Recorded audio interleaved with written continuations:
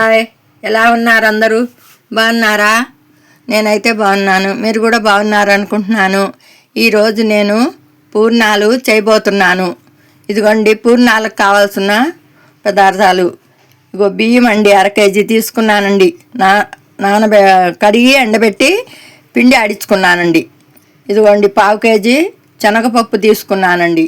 1/2 KG బెల్లం తీసుకున్నానండి. ఇక్కడ ఇదిగో 2 యాలక్కాయలు, 4 యాలక్కాయలు తీసుకున్నానండి. 1/2 కేజీ మినపప్పు తీసుకున్నానండి.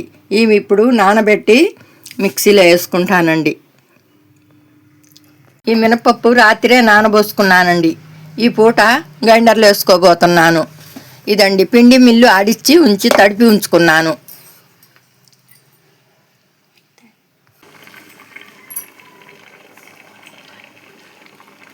పూర్ణాలు చేయబోతున్నాను. ఇదిగోండి పూర్ణాలకి పప్పు ఉడకబెట్టుకున్నాము. పప్పు ఉడకబెట్టుకొని బెల్లం చితగొట్టి వేసి పొయ్యి మీద పెట్టానండి.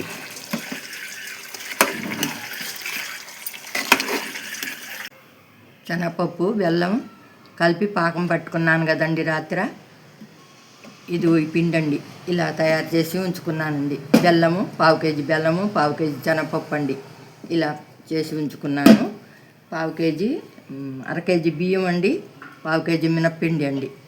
ఈ పిండి ఇలా తోపుపిండి ఇలా తయారు చేసి ఉంచుకున్నానండి. ఇవి నేను ఇప్పుడు బూరెలు వేయబోతున్నానండి.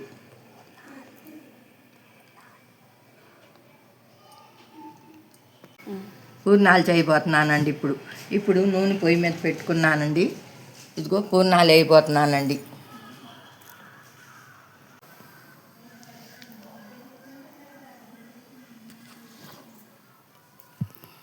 ఇదిగోండి పూర్ణాలు వేస్తున్నానండి.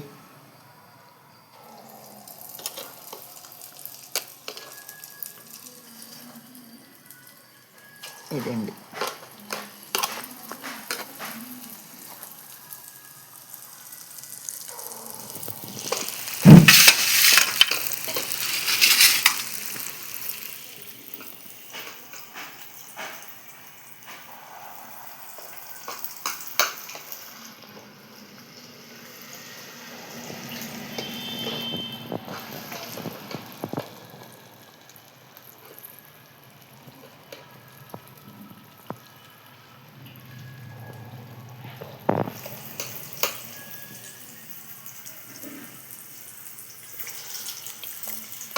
పూర్ణాలు చక్కగా బాగా ఉడికినాయి, చాలా బాగున్నాయి. నేను కలుపుకున్న పిండికి కొంచెం పిండే మిగిలిందండి, అంత కరెక్ట్గా సరిపోయింది. ఇలా అండి పూర్ణాలు చేసుకున్నాను. ఈరోజు 1/2 కేజీ శనగపప్పు అండి, 1/2 కేజీ బెల్లం, 1/2 కేజీ బియ్యం, 1/2 కేజీ మినపప్పు వేసుకొని అన్నీ కలిపి ఇలా పూర్ణాలు చేసుకున్నాను. మళ్ళీ మా వీడియో కింద మీకు నచ్చినట్టయితే షేర్ చేయండి, రేట్ చేయండి, ఎంకరేజ్ చేయండి. బాయ్, ఉంటాను. మళ్ళీ ఇంకొక వీడియోలో కలుసుకుందాం. బాయ్.